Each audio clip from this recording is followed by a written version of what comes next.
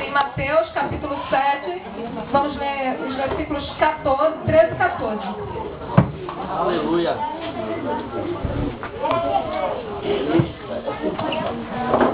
Vamos lá, meu irmão. Manda anotar. Glória a Deus. Mateus 7, 13 e 14. A igreja mostrou de amém. Amém. Diz assim: entrem pela porta estreita, porque a porta larga e o caminho fácil levam para o inferno. E há muitas pessoas que andam por esse caminho. A porta estreita e o caminho difícil levam para a vida. Eu preparei um estudozinho a respeito dessa passagem da Bíblia. E bem, peço perdão se eu ler mais do que eu falar sem ler, porque são tantas coisas interessantes em apenas 2 versículos que minha vergonha, enfim, me tira o pensamento, né? A concentração. Deus me ajude. Amém. Amém. Bom, glória a Deus.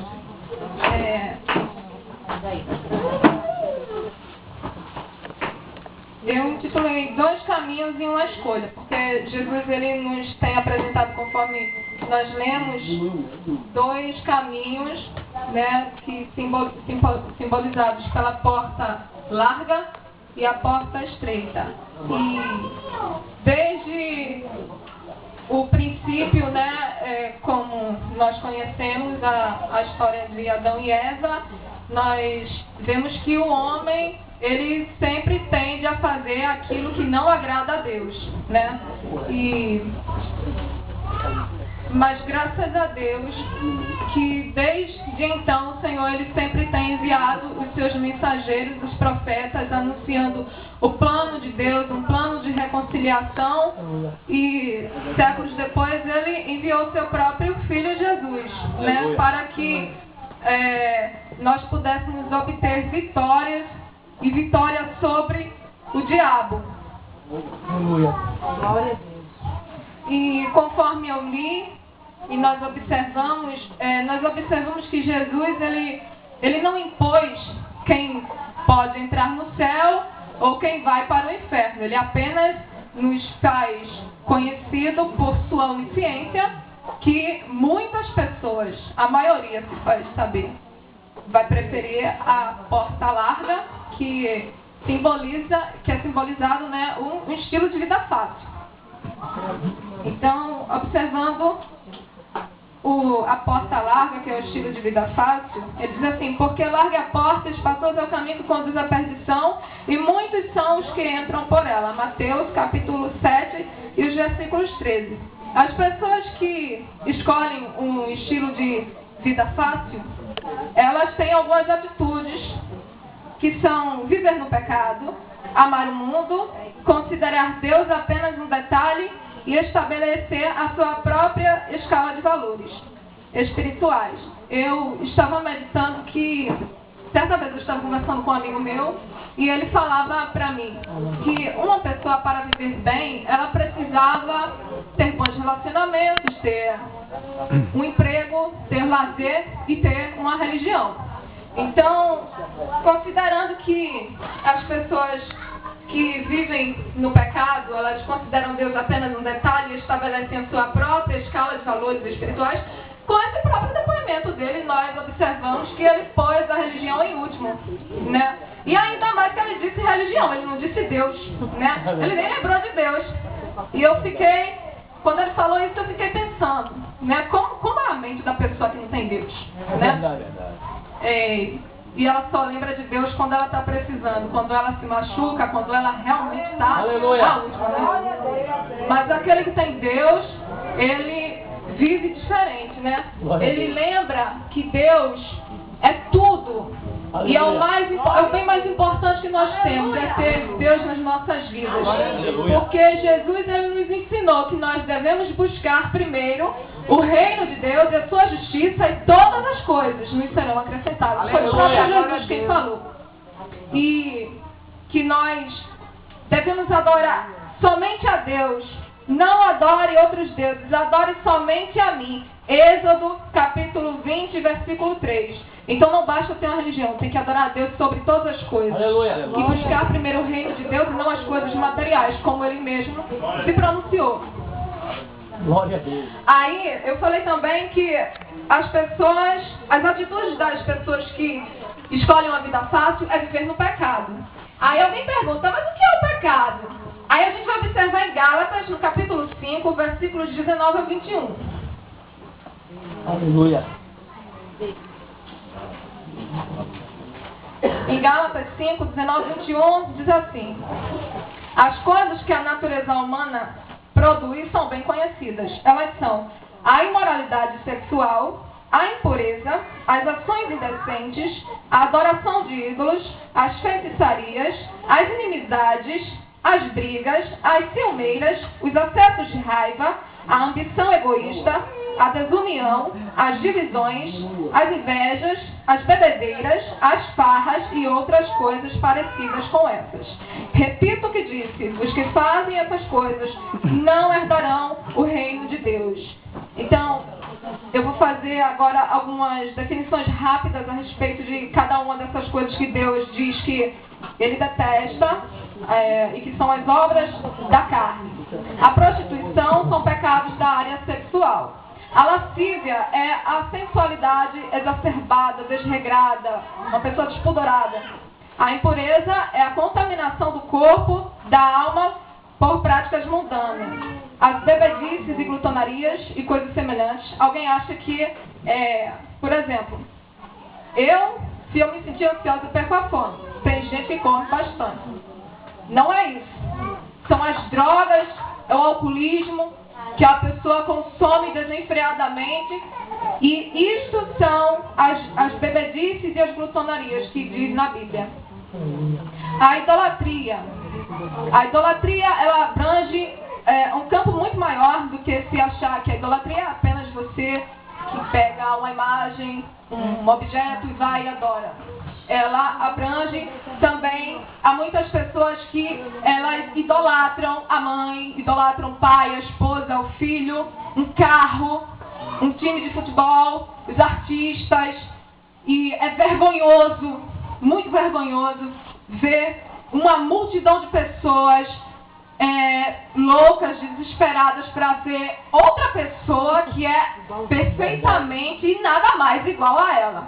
Porque do mesmo jeito que eu sou fraca, ele é fraco, e da mesma matéria-prima que eu fui feita, ela também foi. E se eu vou morrer, ela também vai morrer. Então é vergonhoso que essas pessoas procedam dessa maneira. A idolatria, ela abrange muito mais. Às vezes você idolatra uma coisa e nem percebe, né? Aleluia. A feitiçaria, sortilégio, é um encantamento maligno que Deus, Ele abomina. Vamos observar Deuteronômio, capítulo 18, versículos 9 ao 13. Diz assim: não ofereçam os seus filhos em sacrifícios, queimando-os no altar. Não deixem que no meio do povo haja adivinhos ou pessoas que tirem sortes. Não tolerem feiticeiros, nem quem faz despachos, nem que invocam espíritos dos mortos. O Senhor Deus detesta os que praticam essas coisas nojentas e por isso mesmo está expulsando da terra esses povos enquanto vocês vão tomando posse dela.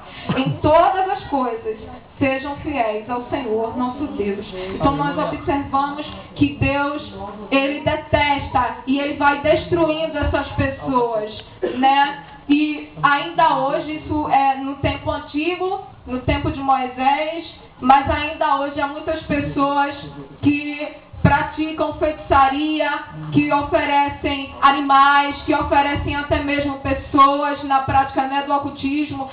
No jornal todo dia tem aquela partezinha que tem aquela parte de astrologia, né, e tanta coisa.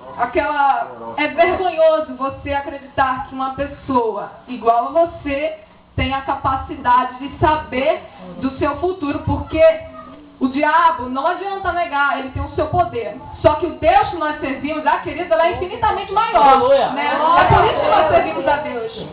Mas nem o diabo, que tem o seu poder, ele pode dizer para você como vai ser a sua vida? Porque se nós depositamos a nossa vida no Senhor Jesus, Ele vai dirigir a nossa vida. E Ele não sabe de nada, Ele não tem poder para nada. Se alguém diz alguma coisa contra você, esqueça, é em vão, é inútil. As porfias faz referência a discussões descabidas e isso é uma estratégia do diabo. Ela acontece muito até mesmo entre o povo de Deus. E muitas pessoas que elas têm olhado, direcionado a sua visão, não para Jesus, mas para as porfias que estão sendo geradas, para as coisas deste mundo, para as situações de conflito que há, elas têm saído do caminho do Senhor por causa disso, mas isso é uma coisa que Deus detesta. Vamos observar em Provérbios, no capítulo 6, versículos 16 ao 19. Diz assim: existem 7 coisas que Deus detesta: o olhar orgulhoso, a língua mentirosa, mãos que matam gente inocente, a mente que faz planos perversos, pés que se apressam para fazer o mal, a testemunha falsa que diz mentiras e a pessoa que provoca brigas entre amigos. Então isto é porfiar, é criar brigas, contendas descabidas. As guerras e pelejas, outra obra da carne. Guerras e pelejas não é apenas aquelas guerras que a gente vê que está acontecendo de um país contra o outro. Pode ser de uma dimensão menor. Então, é a desunião. Então, é importante que a igreja do Senhor esteja unida uns com os outros, porque isso agrada ao Pai. Amém. Glória a Deus. As emulações significam rivalidades. O homem dominado por este pecado busca igualar-se ou exceder o seu próximo em todas as áreas. Por exemplo, uma irmã compra uma geladeira muito bonita. Aí vai uma outra irmã na casa dessa irmã e vê a geladeira dela. Essa irmã pensa consigo: olha a geladeira que ela comprou. Eu vou comprar uma igual. Não, vou comprar uma melhor ainda, pra ela ver que eu não sou pobre, não. Misericórdia, né? Eu vou comprar uma melhor ainda pra ela ver que eu posso. E dentro do seu coração aquele sentimento de querer sempre exceder aquela pessoa, aquele desespero. Isso são emulações. A inveja, ela é um sentimento que causa descontentamento na pessoa com relação à outra. Quando aquela pessoa está feliz, você não se conforma. Ontem, após o culto, o irmão estava até comentando a respeito que uma pessoa chegou para ele e disse na cara dele: a tua felicidade me incomoda. O sangue de Jesus tem poder. A inveja, nós já falamos sobre a inveja, certo? Um exemplo de inveja na Bíblia está em 1 Samuel, capítulo 18, versículos 8 ao 10, que diz em Samuel, fala a respeito da história do rei Saul. E o rei Saul, diz a Bíblia que ele foi um escolhido de Deus, mas ele não obedeceu a Deus. E porque ele não obedeceu a Deus, o Espírito de Deus saiu dele. E o Senhor, ele escolheu a Davi. E Davi, ele era temente a Deus. E Davi, ele vencia as guerras contra os inimigos. De sorte que as mulheres cantavam. Saul matou 1000 e Davi matou 10.000. E com isso surgiu uma inveja tremenda no coração de Saul. E que ele, diz a Bíblia, que ele tentou, de todas as formas e várias maneiras, ele tentou matar Davi, para que Davi não ocupasse o seu lugar.